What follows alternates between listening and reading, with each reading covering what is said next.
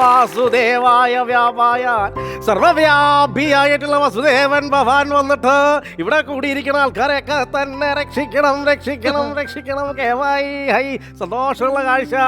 എല്ലാവർക്കും cutie presence comedy മാസ്റ്റേഴ്സിലേക്ക് ഊഷ്മളമായ സ്വാഗതം. ക്യൂട്ടി മാത്രമല്ല കേട്ടോ, powered by Amruthaveni life kit, powered by Rajakumari group. അടി കഴിയുക. ചിലരുടെയൊക്കെ ഇരുത്ത കണ്ടാൽ എന്തോ വിഴിയണൊക്കെ ഇരിക്കുക. സന്തോഷമുള്ള കാഴ്ചയാണ്. ഹൈ, അപ്പൊ എല്ലാവരും എന്താ ഡയാനക്ക് എന്താ പറയാ? കാര്യം വിഴുങ്ങി. ബ്യൂട്ടി ദ ബ്യൂട്ടി സോപ്പാണ്. എടി ബ്യൂട്ടി. അപ്പോ cutie the beauty soap comedy മാസ്റ്റേഴ്സിലേക്ക് ഒരിക്കൽ കൂടി ഡയാന തിരുത്താൻ പിടിക്കുക. അപ്പോ എല്ലാവരും ചിന്തിക്കുണ്ടാവും ചാക്യാർക്ക് എന്താണാവോ ഈ വേദിയിലെ കാര്യം എന്നുള്ളതാണല്ലേ. എലീനയുടെ പണി പോയോ എന്നുള്ള ഡൗട്ടിലാണ് എലീന ഇരിക്കുന്നത്. അങ്ങനെ ഉണ്ടോ? അങ്ങനെയൊന്നും ഇല്ല കേട്ടോ. എന്താ പറഞ്ഞതാ? സമാധാനായിരിക്കണം. എനിക്കും സമാധാനായി. അത് പിന്നെ പറഞ്ഞുതരാം. അപ്പോ എല്ലാവരും ആഘോഷത്തിന്റെ നമസ്കാരം കേട്ടോ. കണ്ടില്ലാന്ന് വിചാരിക്കുന്നത് ഇത്തിരി ദൂരെ ആയതാണ്. ഒരു കുഴപ്പമില്ല. നമസ്കാരം. എന്താ പറഞ്ഞു വന്നത്? നമ്മളിപ്പോ എത്തി നിൽക്കണത് ഇപ്പോ 888 എന്നുള്ളതാണ് അല്ലേ. 888 എത്തി നിൽക്കുകയാണിപ്പോ. അപ്പൊ ചാക്യാർക്ക് വരാതിരിക്കാൻ നിവർത്തിയില്ല. ആക്ഷേപഹാസ്യത്തിന്റെ ഒക്കെ തുടക്കം എന്നുള്ളത് ചാക്യാർക്ക്. അപ്പോ ഈ ആഘോഷത്തിന്റെ ഒക്കെ തുടക്കത്തിലും ഇടയ്ക്കും ഒക്കെ ചാക്യാർക്ക് വന്നു പോയാലും കുഴപ്പമുണ്ടോ? ഇല്ല, ഒരു കുഴപ്പമില്ല. ഈ സ്ത്രീജനക്കിടയ്ക്ക് വിദ്വാനേതാ? രണ്ടുപേരെ നട്ടുവെച്ചിട്ടുണ്ടല്ലോ. കുട്ടിയാകിൽ മറ്റേത് അത് മട്ടിയാക്കിലോ മുറ്റിയതാ. മുറ്റിയാക്കിൽ. കുട്ടിയും മുറ്റിയത് കേമായിട്ടുണ്ട്. അപ്പോ പറഞ്ഞു വന്നത് ആഘോഷിക്കാനായിട്ട് എല്ലാവരും സന്തോഷത്തോടു കൂടി ഇരിക്കുമ്പോ ചാക്കേര് വന്നിരിക്കുകയാണ്.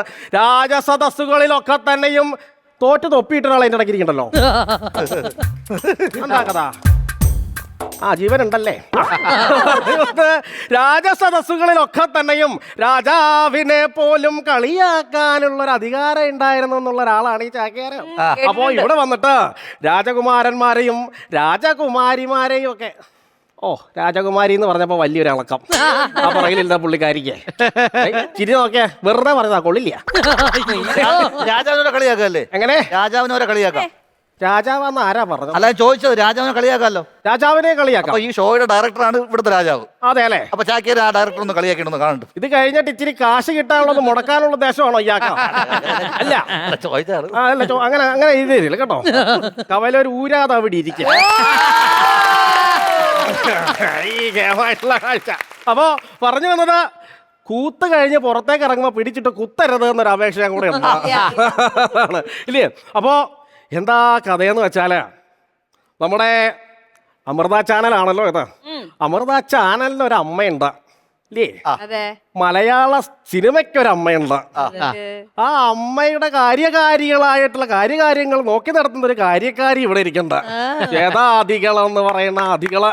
അപ്പൊ ഇവിടുത്തെ കാര്യകാര്യങ്ങളും നോക്കി നടത്തുന്നത് ഇദ്ദേഹമാണെന്ന് കേട്ടിരിക്കണു അല്ലേ.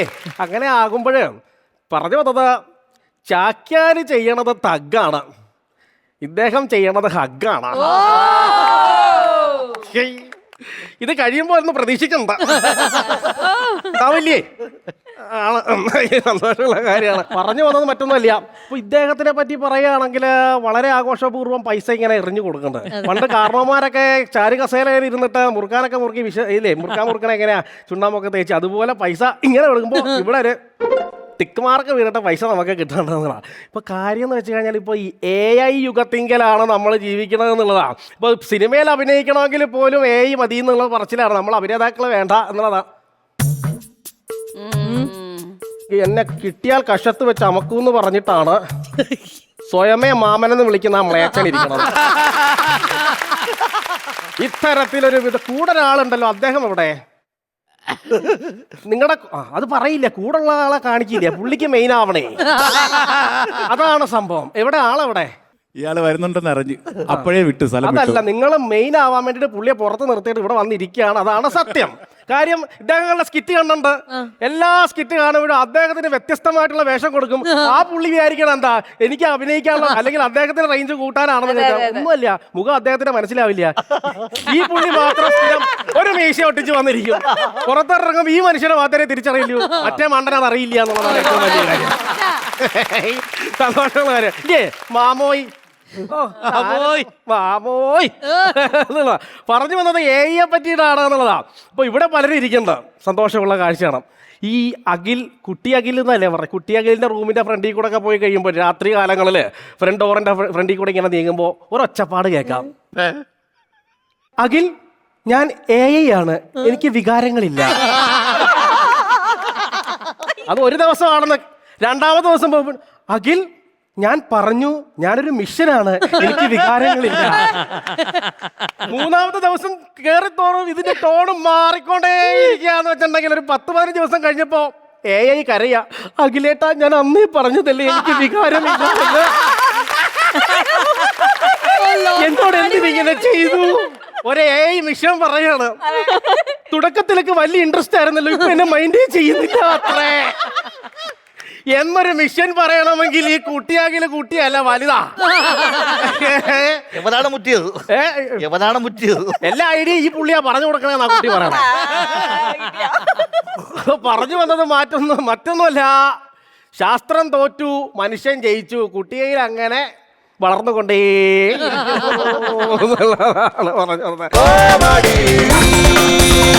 പറഞ്ഞത്.